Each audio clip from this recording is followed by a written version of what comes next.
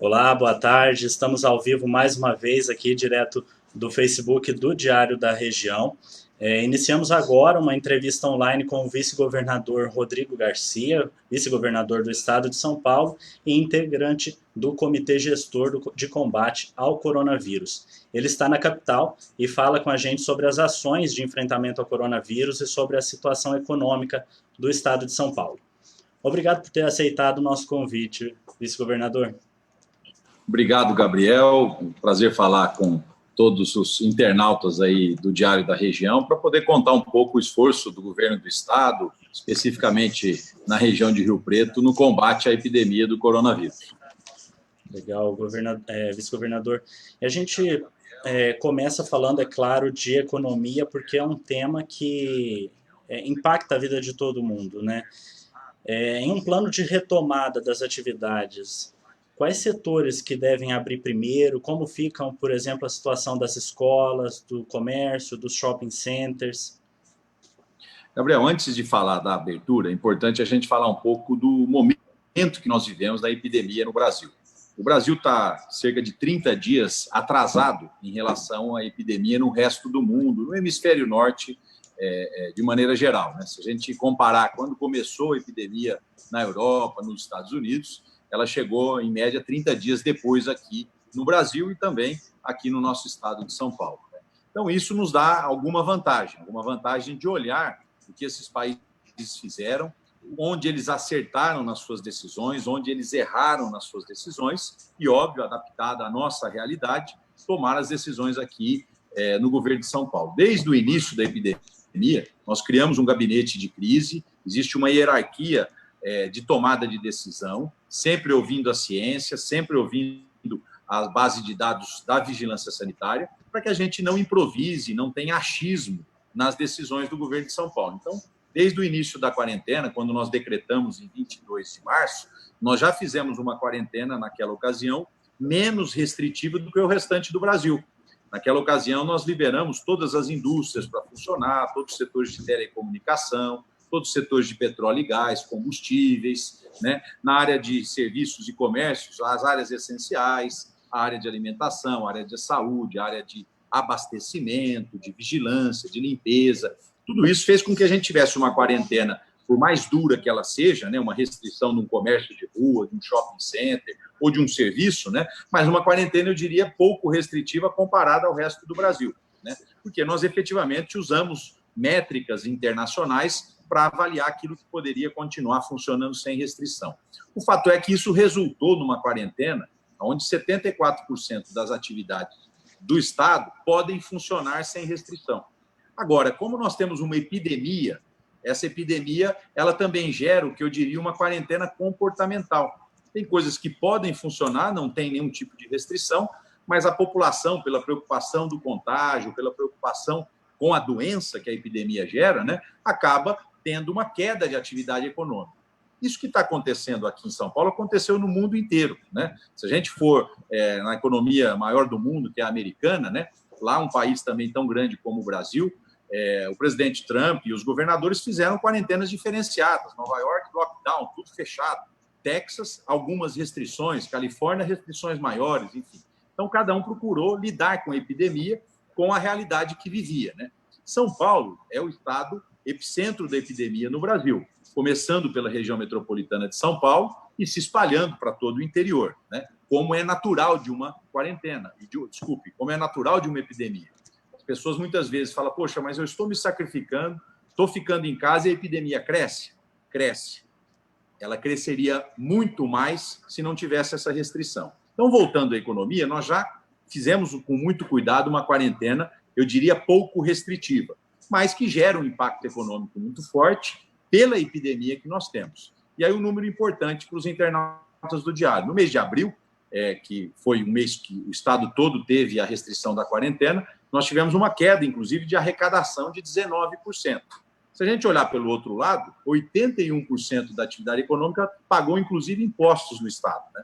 Então, esse é um pouco o retrovisor. Daqui para frente, qual é o nosso esforço, né, e do governador João Dória? Que a gente tenha um plano de abertura responsável, programado e pactuado com os setores econômicos. E esse plano de abertura, efetivamente, vai depender da evolução da epidemia e também de entendimentos setoriais, para que cada setor, seja um shopping center, seja uma loja de rua, seja um setor de serviços, pactue um protocolo higiênico de abertura que permita a gente, mesmo abrindo, não tendo uma evolução da doença. Qual é o problema que nós estamos enxergando hoje, Vitor, Gabriel? É que a epidemia continua no início do seu crescimento. Aqui na capital, talvez atingindo o seu pico agora nesse mês de maio, e no interior, tendo um crescimento exponencial a partir do mês de junho. E se a gente olha a experiência dos outros países, nenhum país pensou em abrir ou flexibilizar antes de uma queda do número de casos. E aí tem várias métricas, né? Por exemplo, a Alemanha disse, depois de 14 dias, a epidemia desacelerando e os leitos de UTI sendo também menos pressionados, eu vou começar a abrir. Essa métrica para o nosso estado de São Paulo e para a própria região de Rio Preto, ela está longe ainda de ser alcançada, porque nós estamos num processo de aceleração da epidemia. Aí na região de Rio Preto mesmo, nos últimos 30 dias, cresceu 80% o número de casos e o número de mortes. E se projeta crescimento para os próximos 30 dias. Então, para te responder de maneira bem objetiva, o Estado pensa na flexibilização, lançou um Plano São Paulo para essa flexibilização, e o Plano São Paulo está centrado na evolução da epidemia e na capacidade de leitos para que a gente comece a abrir regionalmente. Até o dia 31 de maio, as regras estão valendo, e daqui até lá, o esforço da equipe do governo João Dória é fazer com que a gente consiga, então, separar essas regiões, avaliar o fluxo de pessoas entre essas regiões e saber quais regiões e quais setores podem ser abertos. Perfeito, vice-governador. O senhor citou as condições que a Alemanha impôs para a reabertura e são parecidas com as condições que o governo do estado está impondo também, né? 14 dias consecutivos de queda no número de casos e ocupação inferior a 60% dos leitos de UTI. Caso a região administrativa aqui de Rio Preto apresente apenas um dos dois critérios, pode ser colocado em prática um plano regional de retomada da economia, ou é necessário atingir sempre esses dois critérios? É uma obrigação ou uma recomendação? Olha, Gabriel, uma boa pergunta. Quando a gente fala a Alemanha está adotando esse critério, outros países também, como os próprios Estados Unidos. Então, nós estamos procurando, já que tem muito mais dúvida do que certeza, né? Nós estamos diante de algo inédito, né? Com muito cuidado, dizendo, olha, em regra, nenhum país começou a abrir antes da curva da epidemia começar a cair. Então, aparentemente, nós estamos longe disso. Só que tem outros fatores importantes que a gente pode levar em consideração aqui no estado de São Paulo, como, por exemplo, a interdependência dos setores econômicos e a circulação de pessoas. Se a gente fizesse um mapa do estado de São Paulo, você começa a perceber que grande parte da população está próximo da região metropolitana da capital. Se a gente fizer um raio de 100, 150 quilômetros, nós temos basicamente 90% da população do estado aqui, né? E é aqui que as pessoas circulam entre si. Então, naturalmente, as regiões circulam entre si. Naturalmente, é uma região, a chamada macrometrópole, de mais difícil controle de uma epidemia. Quando a gente vai para a região de Rio Preto, às vezes Bauru, Presidente Prudente, Araraquara, Araçatuba, né, você já percebe que essas regiões têm mais independência econômica e menos dependência da macrometrópole. Então, a circulação de pessoas, que no final do dia significa circulação dos vírus, né, ela também será levada em consideração para um eventual plano de abertura regional. A ideia do governador Dória e minha é que a gente classifique as cidades que estão entre as piores e as melhores em relação à epidemia, faça uma classificação regional e busque ponderar para o Centro de Contingência de Saúde que determinadas regiões do estado, com pouca dependência da macrometrópole, talvez é mais seguro a gente fazer uma abertura antes do que outras regiões, mesmo que não necessariamente todos os fatores de abertura estejam presentes. Então, para ser bem objetivo, ninguém decreta uma quarentena com prazer, né? A gente sabe dos impactos que isso causa na economia. Agora, o que a gente tem que lembrar é que o nosso inimigo comum é o vírus, é a epidemia. É ele que obrigou a uma quarentena, é ele que está fazendo uma queda de atividade econômica no estado, no Brasil e no mundo todo, né? E nós temos que ter muito cuidado. Porque uma coisa que nós temos que hoje comemorar no Estado, Gabriel, é que nós estamos no estado mais populoso do Brasil, onde a epidemia é mais forte pelas características do Estado e aonde nós não tivemos nenhum tipo de colapso no sistema de saúde. Todo brasileiro de São Paulo que precisa de um leito de hospital, ele tem em São Paulo. E a gente está vendo estados como Rio de Janeiro, Amazonas, Pará, Ceará e tantos outros entrando já em colapso, ou seja, as pessoas estão morrendo por falta de atendimento. Esse é o grande esforço do governo de São Paulo, aumentando leitos. Aí na região, nós vamos falar sobre isso, muitos leitos que foram ampliados, né, justamente para que a gente possa dar atendimento a quem precisa. Perfeito, vice-governador. Falando justamente dessa questão dos leitos, né? O senhor até pode citar quantos leitos foram ampliados aqui em Rio Preto, né? Até na nossa região administrativa. Mas ontem, numa reunião com empresários, o senhor se referiu à região de Rio Preto como um pulmão do Estado, ao falar sobre o envio de pessoas doentes para o tratamento de outras doenças que não fossem Covid, né? O envio dessas pessoas da capital, da região metropolitana, para o interior. Como seria isso? O senhor pode detalhar melhor? O Estado vai transferir pacientes para o interior? Tem a probabilidade de chegar aqui a Rio Preto? Olha, Gabriel, uma boa pergunta. Nós temos um sistema único de saúde, o SUS, né? E que está se mostrando até agora um sistema acertado para a gente enfrentar uma epidemia. Aí quem vive em Rio Preto está cansado de ver histórias de pessoas que vêm ali do Mato Grosso do Sul, de Minas Gerais, se tratar, por exemplo, no HB, né? Então, pessoas de outros estados que tratam na saúde pública do governo do estado, enfim, leitos estaduais. Então, o que eu me referi ontem é que hoje o epicentro da epidemia está aqui na Grande São Paulo e crescente no interior. E se hoje a Grande São Paulo tiver uma demanda de ocupação de 100% dos seus leitos, é natural que nós provavelmente vamos transferir pacientes não Covid para outras regiões para liberar leitos de Covid aqui para pacientes da capital. Então, o interior pode funcionar, Rio Preto e outras regiões, como um pulmão da epidemia ou de atendimento à saúde aqui da Grande São Paulo. Como talvez no mês que vem, quando a epidemia tiver o seu ápice no interior do estado, você pode usar os leitos da capital e Grande São Paulo também como um pulmão do interior. O estado de São Paulo, Gabriel, ele administra um sistema único. O grande proprietário, vamos dizer assim, dos leitos de UTI no estado é o governo de São Paulo. E o governo trata a todos de maneira igual. Esses leitos estão distribuídos no estado, aí em Rio Preto, em outras regiões, e nós vamos sempre referenciar o paciente aonde mais próximo a gente puder ter um leito para atendê-lo, né? Então, nós temos que ter essa inteligência de administração de leitos para que a gente use os recursos que estão sendo investidos e para que ninguém fique sem atendimento.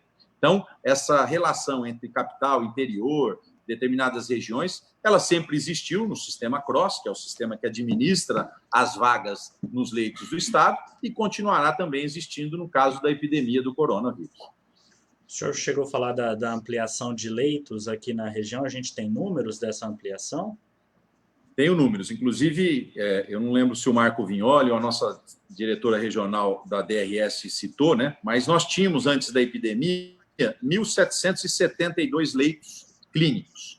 Nós aumentamos 225 leitos clínicos, passamos, portanto, para 1.440, para 1.772. Antes nós tínhamos 208 leitos de UTI, aumentamos mais 133. Então, nós temos hoje 341 leitos de UTI. Então, aumento significativo em leitos clínicos e em leitos de UTI, justamente se preparando o sistema de saúde para o aumento da epidemia que virá nas próximas semanas. Se a gente olhar a epidemia na região, Gabriel, nós vamos ver que nós tivemos quase 800% de aumento do número de casos e quase 600% de aumento no número de óbitos, né? E o crescimento ele é exponencial. Eu tenho dito nas reuniões que faço que o vírus não respeita a fronteira, né? Então, o vírus não enxerga um município, uma região, aliás, ele enxerga um continente. Por isso, está fazendo falta no Brasil uma coordenação nacional para o combate à epidemia. Por falta dessa coordenação nacional, é que os governadores e os prefeitos assumiram esse papel, tentando se articular para que a gente consiga enfrentar o inimigo comum, que é o coronavírus. Vice-governador, o senhor falou agora dessa coordenação nacional, até era uma das minhas perguntas, seria mais para frente, mas eu vou adiantar aqui. Como que o senhor avalia, então, a gestão do ministro Nelson Tait e do governo federal no combate à Covid-19? Olha, eu vou dar números, Gabriel, para não ficar apenas em suposição, né? O governo federal, desde quando começou a epidemia, em março, né, mais forte, até o começo do mês de maio, ele conseguiu disponibilizar para o Brasil 480 respiradores pulmonares. É só pegar as matérias dos jornais de grande circulação no Brasil, logo no começo de maio, estampado na capa de um grande jornal. O Ministério comprou 14 mil respiradores e até agora só recebeu 480. E é isso a causa das mortes lá em Manaus. É essa a causa das mortes lá no Belém do Pará. Ele não conseguiu fornecer respiradores para esses estados. O que São Paulo fez para que a gente compare? Nesses 2 meses de epidemia, nós aumentamos 1.880 leitos de UTI com respiradores. Significa que São Paulo sozinho fez 4 vezes mais leitos do que o governo federal pôde fazer. Graças a Deus nós conseguimos fazer isso e é graças a isso que não tem colapso no sistema de saúde de São Paulo, que hoje, infelizmente, tem centenas de milhares de casos de Covid e mais de 4.200 óbitos, né? Então, esse é um dado concreto.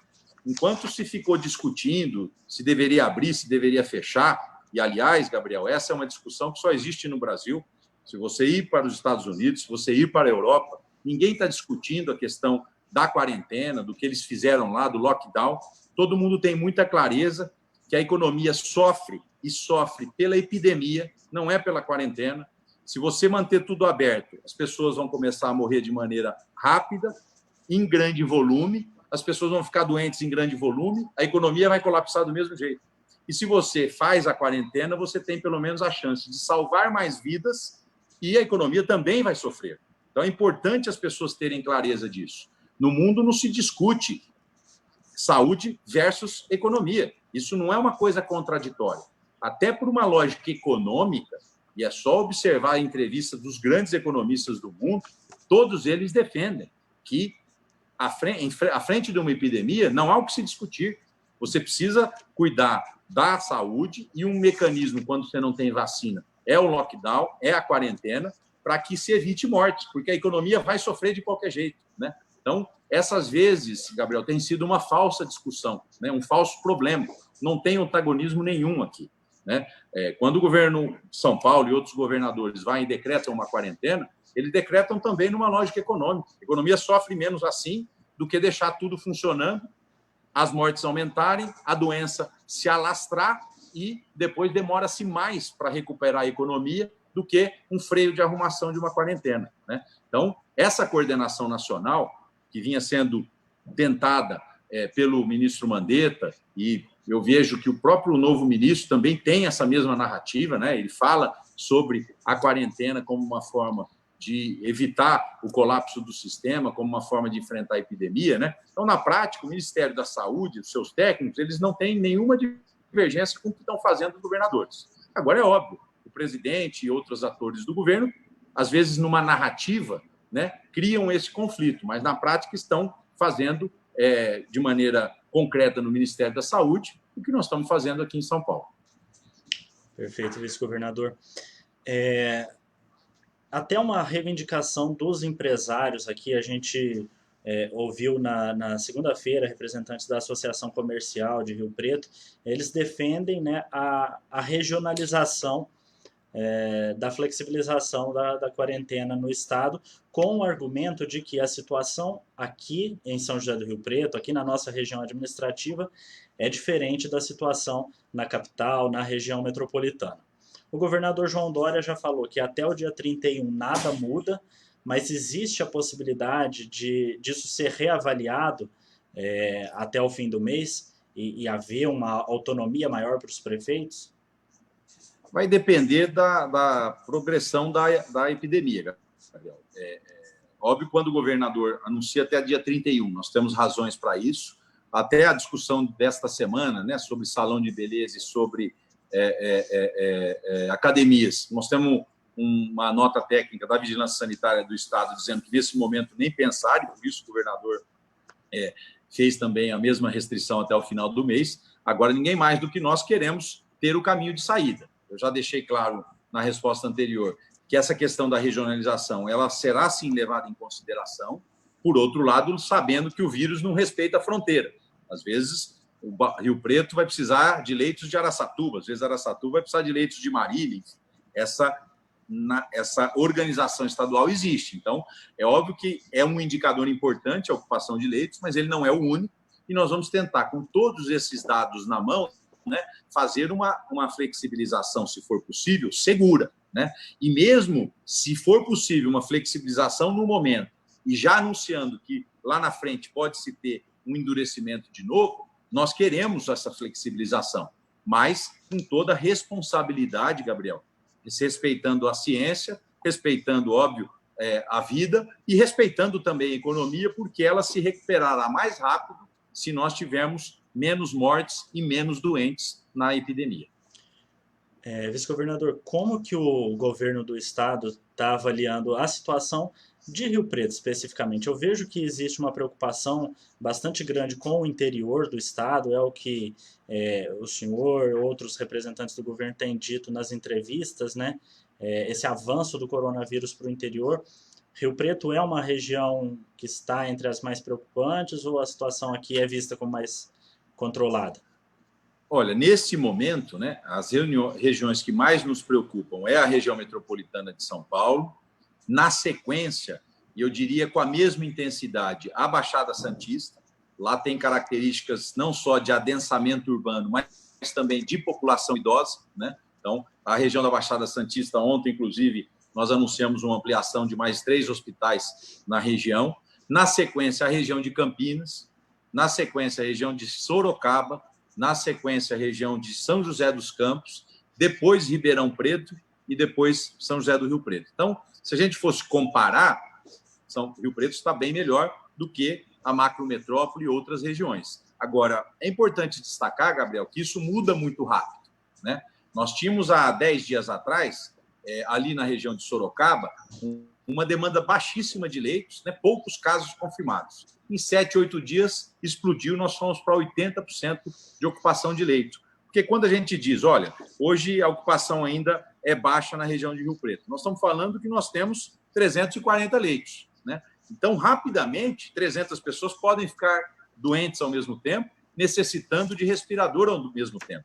Então, é isso que as pessoas precisam entender. Às vezes você tem um número baixo, mas a nossa referência ela também não é tão alta em número de leitos. Então, você precisa tomar cuidado para não ter essa como referência única. E Rio Preto também, através do prefeito Edinho Araújo, tem feito uma integração grande aqui com a equipe do Estado. Eu diria que a própria Vigilância Sanitária de Rio Preto, o secretário da Saúde, tem feito um trabalho impecável, né, com dados, com informações, né, permitindo com que a gente faça essa integração e administre junto o enfrentamento à epidemia, preparando, no caso da cidade de Rio Preto, a própria Santa Casa e o Estado preparando o HB. Então, existe um esforço conjunto, todos nós estamos do mesmo lado, não existe essa dicotomia entre saúde e economia, existe só uma disposição dos governos de enfrentar de frente essa epidemia, ter eficiência para não deixar sem atendimento médico quem precisa e pedir que a gente trabalhe para que isso passe o mais rápido possível, para que a gente restabeleça as condições normais que nós tínhamos. Vice-governador, fugindo um pouco do tema da pandemia, mas é claro que isso impacta também, teve algum projeto da região prejudicado na sua execução, como a construção da terceira faixa da rodovia Washington Luiz, algum projeto do governo do estado que foi paralisado ou desacelerou em meio a essa pandemia? Gabriel, eu diria que não um, mas vários dos projetos, né? Nós estamos diante de uma crise econômica mundial sem precedentes, né? Comparada à crise de 1929 ou maior, né? Isso os números hoje já estão dando, né? Então, naturalmente, isso vai afetar governos, vai afetar a sociedade, vai afetar empresas, né? E todos nós teremos que ter um novo planejamento. A ideia do governador João Dória e minha é que no mês de julho, agosto, nós vamos apresentar um novo plano de metas até o ano de 2022, com uma reavaliação naquelas que são possíveis de cumprir, com a reavaliação naquelas que são importantes de serem cumpridas, porque eu não tenho dúvida que nós teremos que buscar ter um papel ativo para ajudar o Brasil a sair dessa crise econômica, que é uma crise do mundo. E talvez um dos grandes papéis que o Estado pode ter é a geração de empregos. Então, uma das grandes preocupações que nós temos é ativar a economia de São Paulo, gerando emprego, com isso gerando renda e ajudando o Brasil a sair dessa crise, que não vai ser uma crise, infelizmente, Gabriel, passageira. Nós vamos ter consequências por muito e muito tempo dessa epidemia, dessa pandemia que hoje está no mundo todo. Perfeito, vice-governador. O senhor, como presidente estadual do DEM, acredita que a gente vai ter mesmo eleições esse ano? Ou isso pode ser postergado? E se tivermos, né, o deputado estadual, ex-deputado estadual Orlando Bolsonaro será candidato a prefeito de Rio Preto? Olha, Gabriel, eu até já me licenciei da presidência estadual do DEM. Hoje o presidente é o deputado federal Alexandre Leite, no exercício, até para ter a dedicação exclusiva aqui à pandemia, né? Mas, feito essa correção, eu diria que eu acho que as eleições vão ocorrer ainda no ano de 2020. Existe uma discussão de mudança de calendário, se vai para novembro, se vai para dezembro, e isso provavelmente até o final do mês de junho deve ser decidido. Ao lado disso, eu fiquei muito feliz com o diretório de Rio Preto, com o Roberto Toledo, enfim, através da filiação do nosso Orlando Bolsonaro. O professor Bolsonaro é alguém que eu, pessoalmente, além de admirar, respeito muito a história do Bolsonaro. Ele sempre foi uma pessoa fundamental na história recente de Rio Preto, para que Rio Preto pudesse ter se desenvolvido. Tive a satisfação de ter o Bolsonaro como meu parceiro em várias eleições de deputado, né? E o Bolsonaro está preparado para ser qualquer coisa, pela sua experiência e principalmente pelo seu espírito público. Agora, se ele disputará as eleições, em que momento, em que condição, em que cargo, é algo que aí o diretório da cidade vai decidir e terá sempre o meu apoio e o meu entusiasmo. Assim como, Gabriel, desde o início da administração do prefeito Edinho Araújo, eu ainda na época como deputado, sempre me coloquei à disposição do Edinho. Sou testemunho que ele está se esforçando e fazendo um grande mandato, né, com planejamento. A cidade hoje está mais preparada, mais bem cuidada, e eu não tenho dúvida que o Edinho também está dando a sua contribuição pela terceira vez como prefeito de Rio Preto, e alguém que conta com o meu respeito pessoal e o meu apoio sempre nas ações administrativas que ele tem feito. Legal, vice-governador. A gente já está caminhando para o final da nossa live. Tem mais uma pergunta que eu não posso deixar de fazer, porque ontem veio a público que a sua sogra e os seus filhos testaram positivo para a Covid. O senhor, então, está vivendo esse drama na própria família. Então, queria saber como que eles estão, como que estão lidando com isso, né? Olha, Gabriel, é importante as pessoas entenderem, né, que de cada 100 pessoas que é contagiada ou contaminada pelo vírus, né, 80 pessoas não apresentam sintomas nenhum. 20 pessoas, ou seja, 20%, apresentam sintomas, dos quais 5% precisam de internação e de cuidados médicos, né? Então, essa é a métrica mundial para essa pandemia, né? Esse vírus tem esse comportamento. Infelizmente, eu tive parte dos meus familiares e também 2 dos meus 3 filhos testados positivo para a Covid, né? Toda a família fez o teste. Eu, a minha esposa e a minha filha do meio não tivemos o teste positivo. E a minha filha mais velha e o meu filho mais novo, sim, ao lado da minha sogra e outros familiares. A gente, naturalmente, está de olho se tem sintomas. Até agora, graças a Deus, não tem. E eles estão em isolamento social, né? Cada um no seu quarto, enfim, com todos os cuidados higiênicos, para que passe esse período. Eles já devem estar, provavelmente, com 10, 11 dias da doença, né? Esperando que esse ciclo que se encerra em 14, 15 dias, eles possam passar a estar imunizados, né? E não tenham nenhum tipo de sintomas com a doença. Isso eu peço a Deus todos os dias e estamos de olho e total transparência nessas informações, enfim, para mostrar que efetivamente é uma epidemia real, ela preocupa, né? E a gente, infelizmente, hoje não temos uma vacina, não temos um remédio. O maior cuidado é o isolamento, é o distanciamento social, para evitar que ela se dissemine de maneira muito rápida. Perfeito, vice-governador. Então a gente está encerrando já a nossa live. O senhor queria deixar alguma consideração final para a gente encerrar? Eu queria agradecer ao Diário da Região pela oportunidade de contar o esforço do governo do Estado, dizer que todos estamos do mesmo lado, né? A sociedade, a humanidade contra um vírus que apareceu no final do ano, que infelizmente se disseminou pelo mundo. É talvez a primeira pandemia nessa proporção na Idade Moderna, ninguém ainda tinha lidado com isso nessas proporções, né? E eu não tenho dúvida que nós temos que, nesse momento onde a pandemia é aguda, enfrentá-la, cuidar daqueles que precisam, né? Mas, num pós-pandemia, tirar grandes lições desse processo, né? Eu não tenho dúvida que a solidariedade humana cada vez deve ser maior e nós percebemos a importância dessa solidariedade num momento como esse. Nós temos que repensar muitos dos conceitos que nós tínhamos lá atrás, por exemplo, da globalização, por exemplo, da macroeconomia. Eu acho que cada país vai ter que fazer uma reflexão daquilo que é estratégico. Durante anos e anos e anos, as grandes nações foram se preparar para a guerra e sempre investiram em armamentos, em poderio bélico e militar. Num momento como esse, isso de nada vale. Então, também é importante investir em ciência, em pesquisa, para você ter suficiência na área da saúde.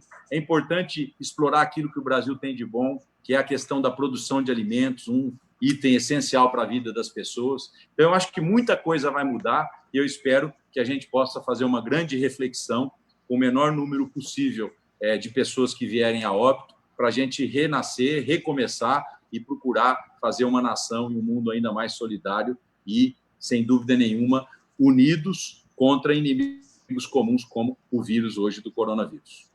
Perfeito, vice-governador. Dá tempo de fazer mais uma pergunta? Eu acho que o senhor responde rapidinho. Um minuto. Perfeito. O pessoal está perguntando, tem muita gente perguntando na nossa live sobre o Detran, funcionamento do Detran. Muitas Boa perguntas. pergunta, olha, e uma boa notícia, Gabriel. O Denatran, que regula as atividades dos Detrans estaduais, né, no fundo, o governo de São Paulo presta um serviço que é regulado pelo governo federal. O Denatran suspendeu todos os prazos e, naquela ocasião da suspensão de todos os prazos de documento, de emplacamento, se optou por fechar o Detran no estado de São Paulo, né? Agora, a gente percebe que nós temos mecanismos de abrir o Detran sem nenhum risco ao crescimento da epidemia. E o Detran agora baixa uma portaria essa semana. A partir da semana que vem, nós retomaremos os serviços remotos de vistoria para veículos novos, para transferências de veículos usados e vários outros ações e procedimentos do Detran que voltarão a funcionar a partir da semana que vem. Então, isso já foi demandado ontem para o Detran, ele está preparando a nova portaria, preparando os agentes vistoriadores, né, para que a gente faça essa vistoria individual e remota e a gente retome a questão das vistorias e dos emplacamentos de veículos novos aqui em São Paulo no primeiro momento, usados na sequência, e outros tipos de documentos. Já tem uma programação definida que o Detran vai divulgar. Está aí respondida a principal pergunta aqui da nossa audiência. A gente conversou aqui na nossa live com o vice-governador Rodrigo Garcia, integrante do Comitê Gestor de Enfrentamento ao Coronavírus no estado de São Paulo. E você acompanha mais notícias aqui nas nossas redes sociais e também no portal diariodaregião.com.br. Obrigado, vice-governador. Até mais. Tchau, tchau. Muito obrigado.